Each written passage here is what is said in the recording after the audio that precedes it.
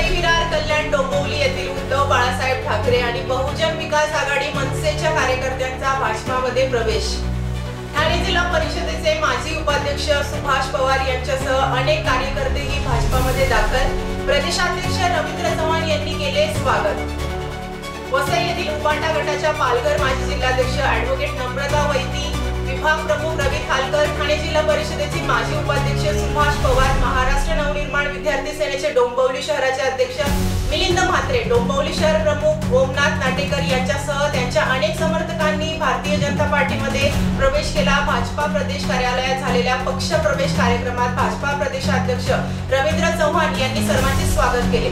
या कार्यक्रमाला माजी केंद्रीय मंत्री कपिल पाटील, आमदार राजन नाईक, आमदार किसन कथोरे, जिल्हाध्यक्ष प्रज्ञा पाटील, महेंद्र पाटील, जिल्हाध्यक्ष जितेंद्र डाके, मनोज बारोट, योगेंद्र प्रसाद चौधरी, सूर्यकांत वाघमारे, विशाल जाधव, माध्यम विभाग प्रमुख नवनाथ पण आदी उपस्थित होते।